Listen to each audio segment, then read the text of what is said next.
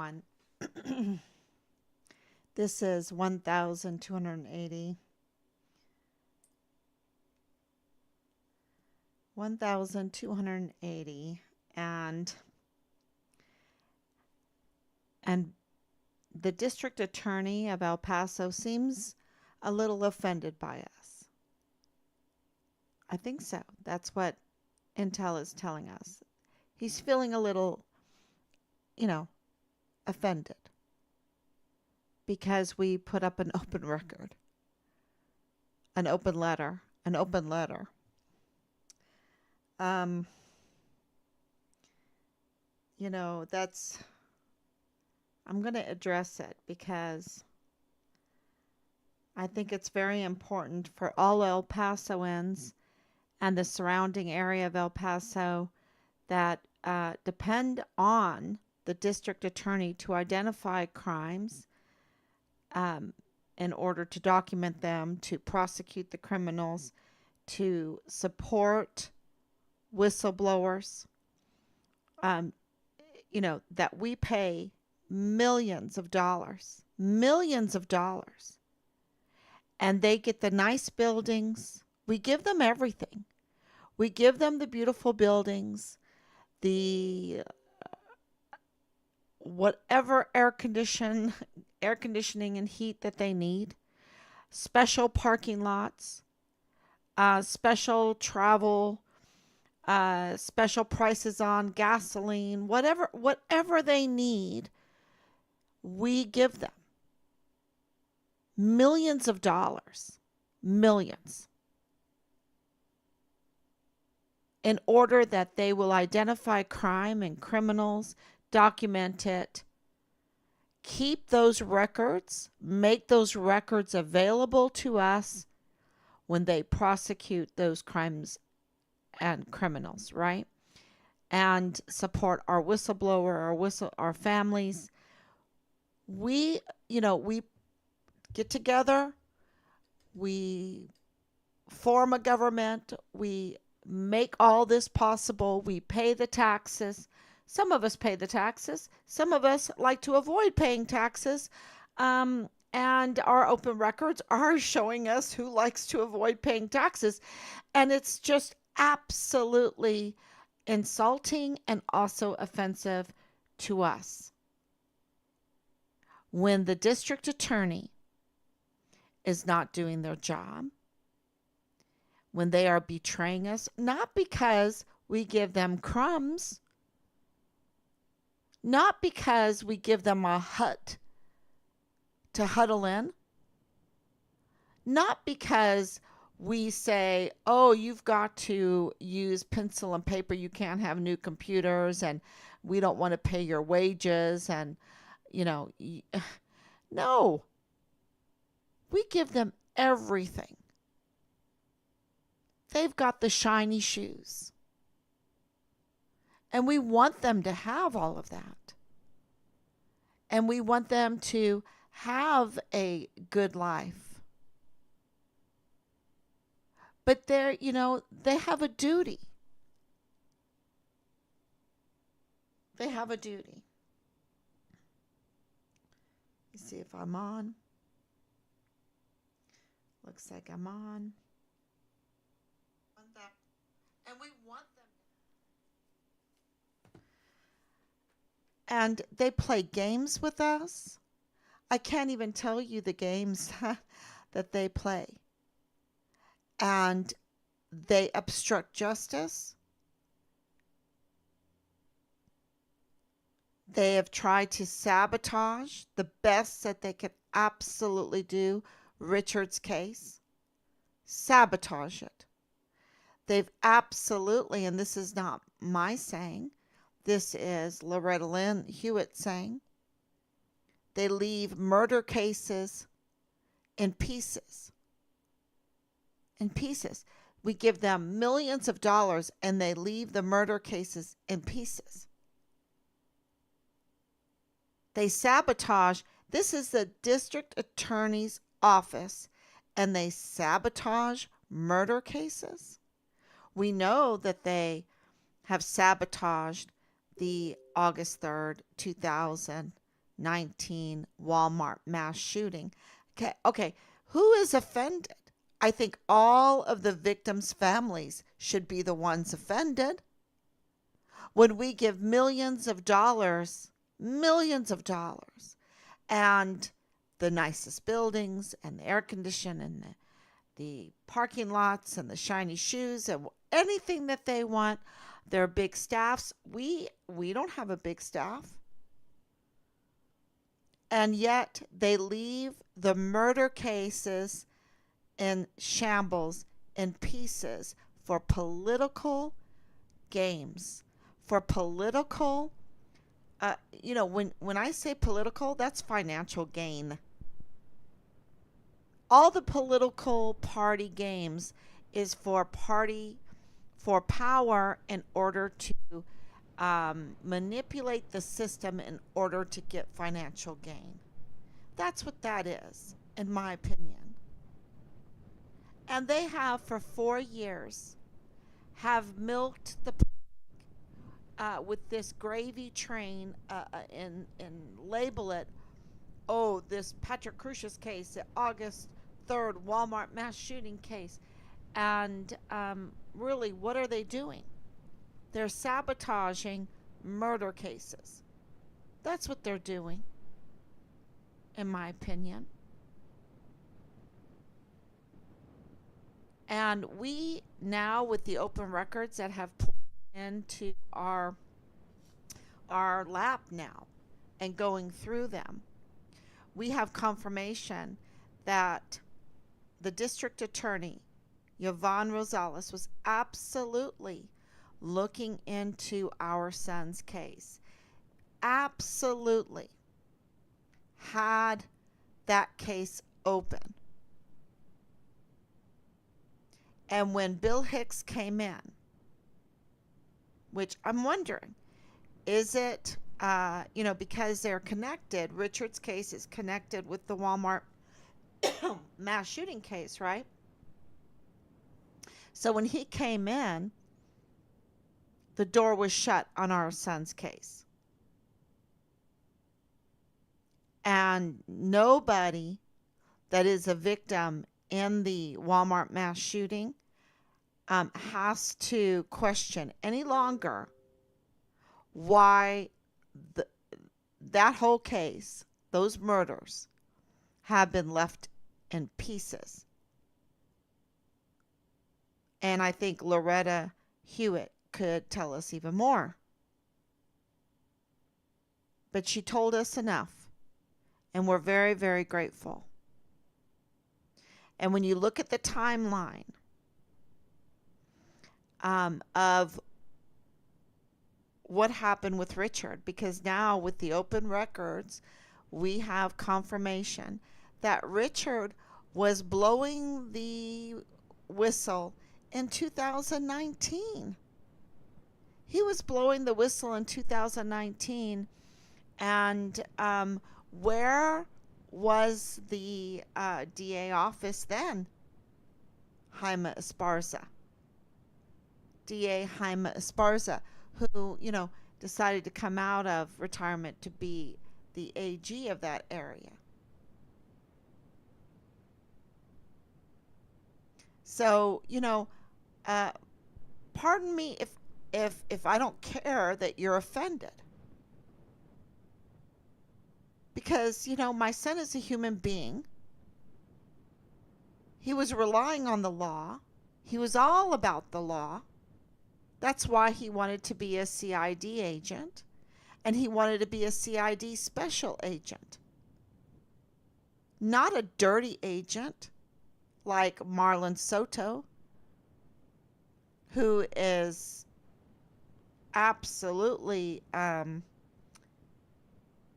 we got confirmation that, that's a dirty agent. And the 707 pages that's a lot of his cooperation in there with dirty help. But there's some little nuggets in there that need to be gleaned, because they're messy. They give you some truth in their messiness. And you would think that District Attorney Bill Hicks would contact us to speak to us about our son's case.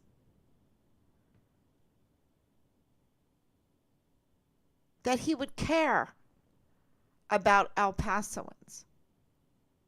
And because of their negligence, we have now a soldier that in March went over to Juarez and killed his girlfriend. Where has he been? In prison? All this time? And now he's going to be extradited to the United States. They want it before the trial. Why? Because they don't want people to know that a Fort Bliss soldier went across the border and killed his girlfriend?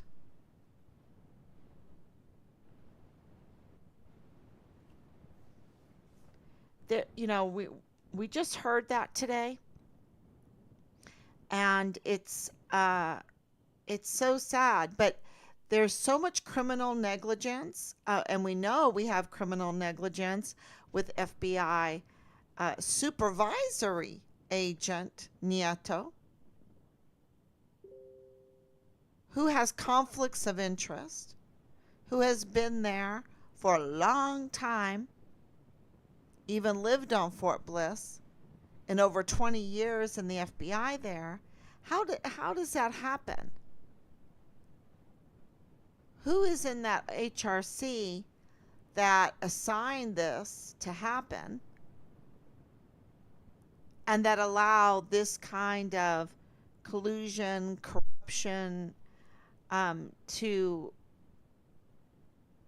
develop, to endanger the people there in El Paso and our volunteer sons and daughters on Fort Bliss and in that surrounding area and into Mexico? It is, I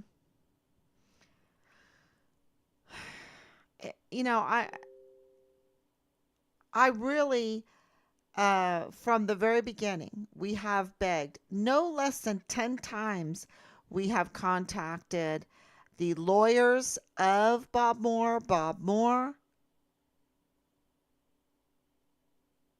I mean, we have worked behind the scenes, letter after letter. I mean, Rob's name is everywhere on these letters. We are padding all kinds of files with our letters, our requests, begging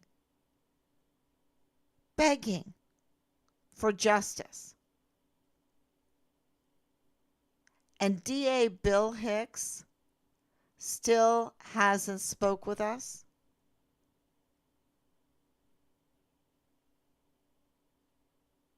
$1,280 days. And we have a dirty agent supervisor in the FBI who has a conflict of interest with Nadal Baim, the FBI agent that exposed that the FBI had found Richard's remains in Mexico, making this a international case, a binational crime scene.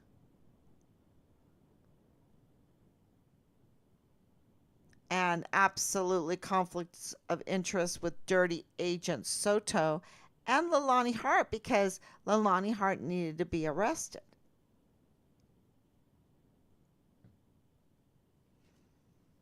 And we know there's a sex cult issue going on, controlling those in positions with sexual favors.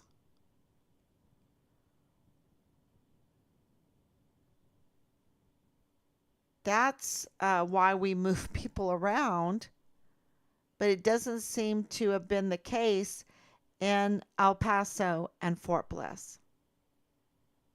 They had their sweet little gravy train going there. and they were allowed to have it. And I said this, I've been saying it for a long time about the 44 four-star generals and admirals that have betrayed us, that they have allowed the breaches of security of Fort Bliss. They absolutely could close down Fort Bliss if they wanted to, as far as narcotics getting on there, guns getting on there, guns getting off because of the smuggling, the our equipment, our weapons, our ammunition being smuggled out, being put in the tactical move storage units, taken over to Juarez to be sold. And when you don't pay any inventory expenses, no brick and mortar expenses, no travel expenses, and you make just total profit off of it and you can stick it in your pocket, then you can go around with your Mercedes, right? Your pearl colored Mercedes, and you can buy your properties and everything. And the rest, they could just be offended.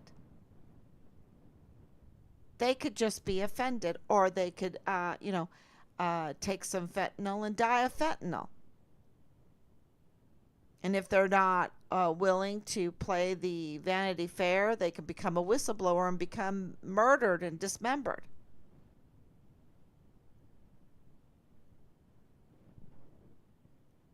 So, um, the DA, I'm sorry, I'm offended by his criminal negligence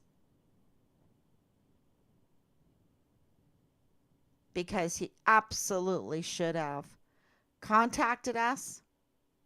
He absolutely should have followed the rule of law when it comes to his oath of office. That's not my fault because I read the newspaper and read what Reyes Mata puts in El Paso Inc. And I think, wow, that's very worrying. That's concerning because we're working. No wonder we're working with a DA that has a real problem. And are they blackmailing him because of that problem? If you're not legit, if you did not sign in your anti-bribery statement until according to these open records, it's the 26th of January, right? Um, and but it's been backdated to the 11th of January, and you were already, since the 21st of December 22 doing your DA stuff, and you're not allowed to, by the Texas Constitution, do those kinds of activities until you sign the anti-bribery statement. It's called the Statement of Officer. But he didn't do it right. And so what that can do is then people can hold that against him. They can bribe him. They can misuse the district attorney's position because now they have something against him. And I'm going to tell you, they have even more against him because our open records, and we're trying to wrap our head around it. But something is going on around Bill Hicks that's not good. There's legal problems. There's financial problems. There's tax evasion issues there. And, so we're trying to get through this open records and see what kind of DA has absolutely not responded to us, not cared about Richard. And look at Richard's face. Why wouldn't you care about Richard?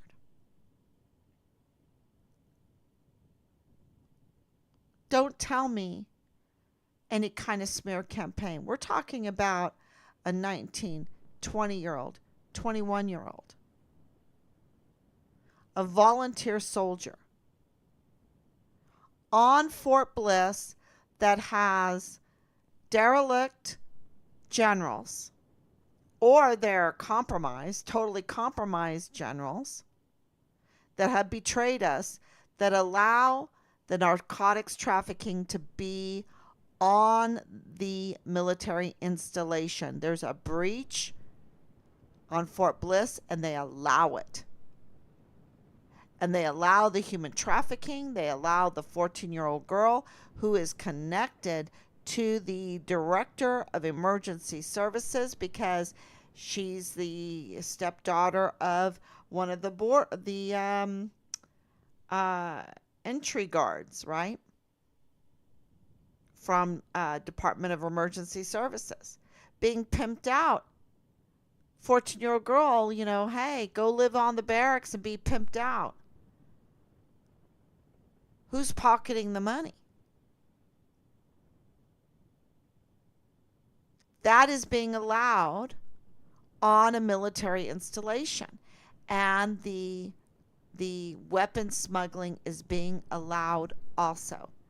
And do not tell me, I've been around the military for a long time, that if we had a problem like that, and I've been shouting about it for years now, that our generals that we give everything to, we give everything to our generals, more so than even the district attorneys, right?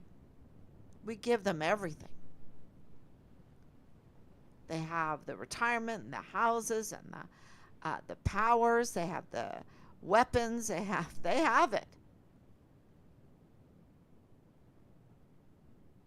And they are allowing, do not tell me that they can't close down that and secure a military installation.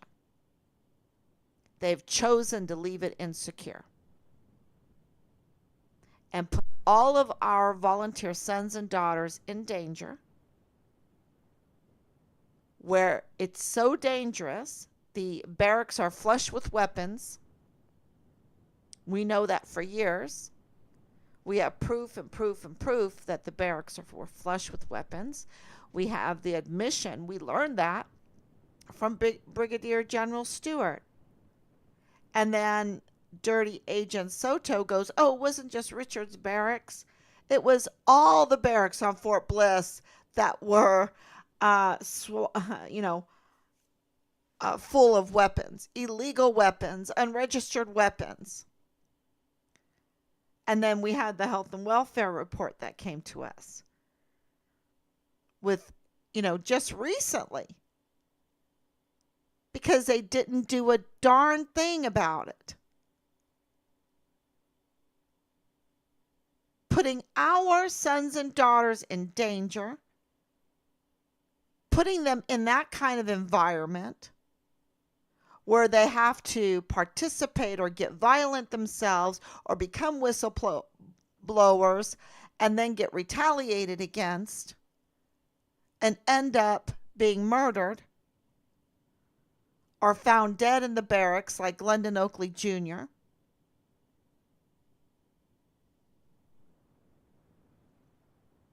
And we give these leaders everything. I mean, I want my money back.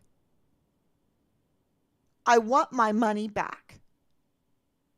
And they're dealing in now financial fraud.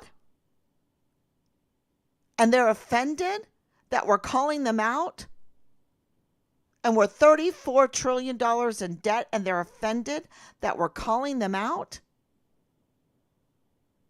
Because I want my son. I want to know what happened to my son.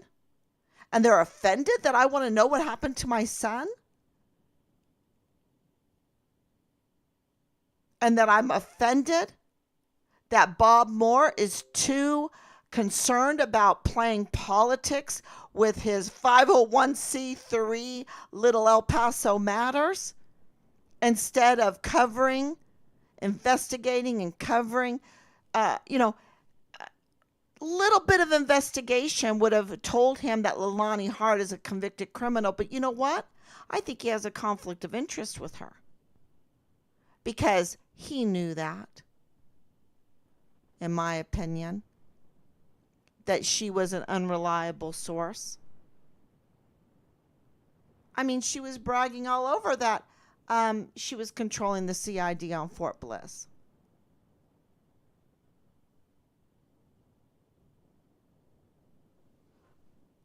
but he might not have known, maybe he did, that her son was Richard's platoon leader, Dallas Hart, who she said was engaged in incest and raping her friend's active duty soldier's child and her 7-year-old in her master bedroom.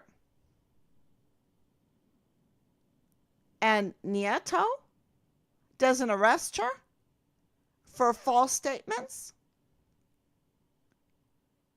See, nothing makes sense here. And then when you call them out, they get offended. And then you get bullied and retaliated against, and they threaten you, and they don't answer you, and they're like, what? They have a right to our money. They have a right to, we just supposed to trust their criminal activity. We're supposed to trust them while they're doing criminal activities and pulling off this fraud. They're not the DA. That's a fraud. When you are actively sabotaging murder cases, that is not the definition of a DA. That's not the oath. That's not the anti-bribery statement. So who's gonna do the oversight? What kind of power is behind them that everybody's afraid of? It's like everyone's afraid. We might have to actually do our job. We might have to actually, at this point, it's like, why do we even have a DA? Why do we even have generals? Why do we even have FBI? Why do we even have CID? Why do we have them? Just so, we can be abused by them because they weaponize themselves, the Department of Justice, the FBI, they weaponize themselves against the very people that, are stuck with the debt to pay for all of their bills. And then if you ask, well, more please, like in, what is that story by Dickens, Oliver Twist? I'd like more, please. I'd like to know where my son is. I'd like for you to do your job. More, please. I don't want you to just, pull off this financial fraud by saying you're something that you're not and getting all the benefits without having any kind of the responsibility that comes with those benefits. Not doing anything. And then daring to get offended instead of apologize, instead of, confession is the cure of souls. It's the cure of souls. Confession is a sacrament.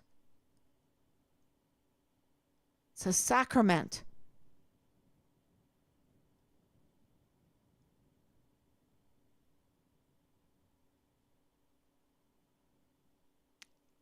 And they're quite the opposite. They're just bold. Oh, your son got murdered and dismembered because he was a whistleblower. He shouldn't have done that.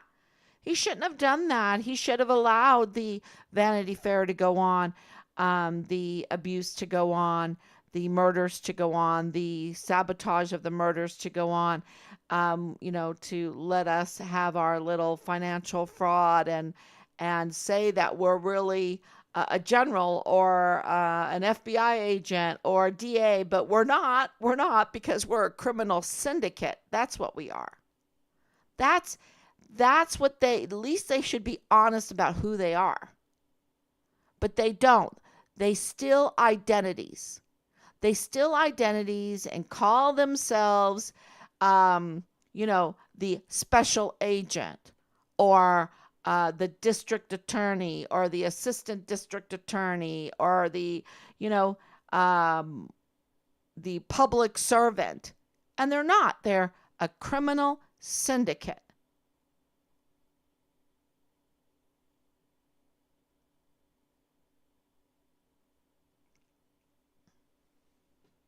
So it is it's serious business because so many people are afraid.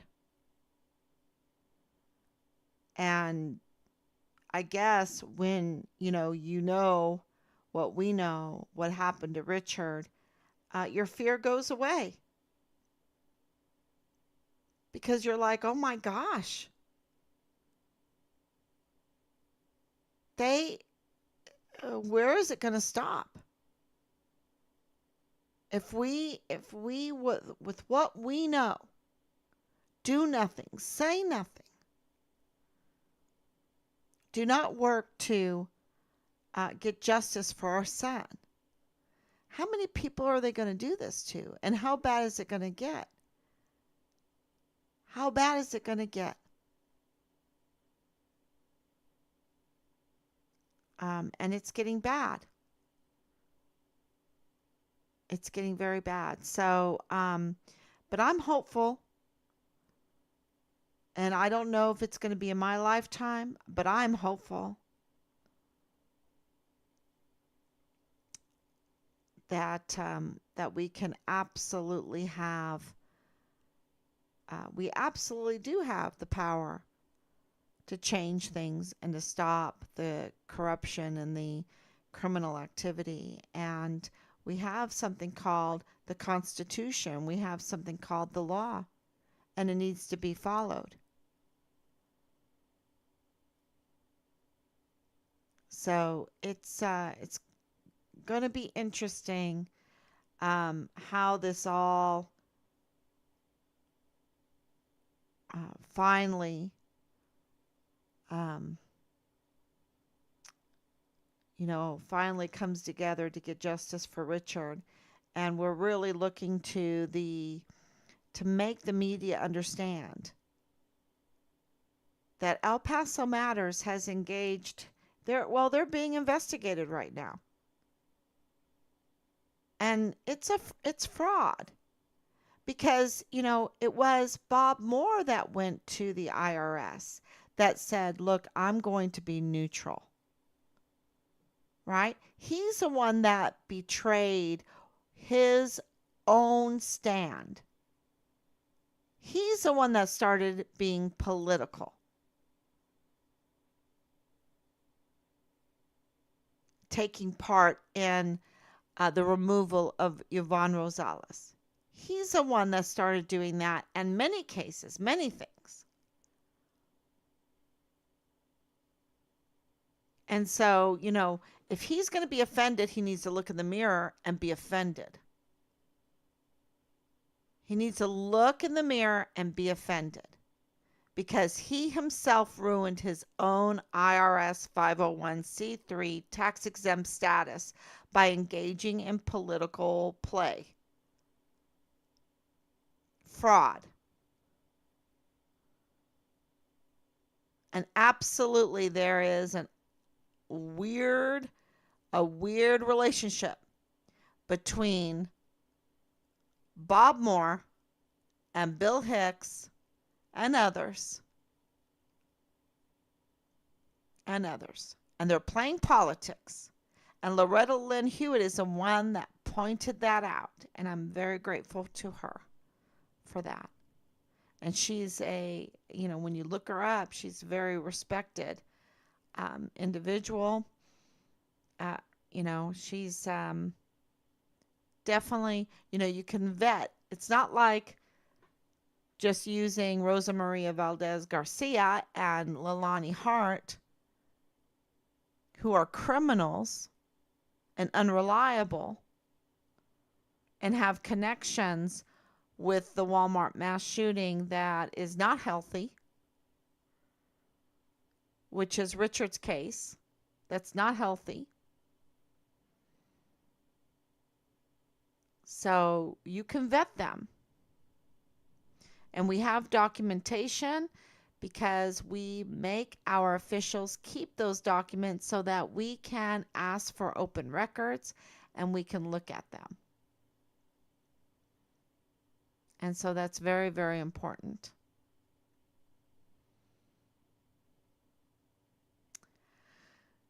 So I'm, I don't know how to respond to agencies that we need to work properly to get to the bottom of Richard, but that are so broken that you have to call them out. And I think that uh, the answer, the solution to this is that all the people there, if you're out there, if you're listening, if you're seeing the open records, I mean the open letter, and if you know about Richard's case and or you care about Richard's case or you care about your community and you see the crime activity and you're concerned about where your taxpayers' money is going to is not really giving you a bang for your buck, um, I would say that please share Richard's story because we do have traction that is making a real difference. And so it will make a real difference in El Paso and also in our family that we would get answers about Richard. So thank you so much, everyone. God bless you, and we'll be back tomorrow, God willing.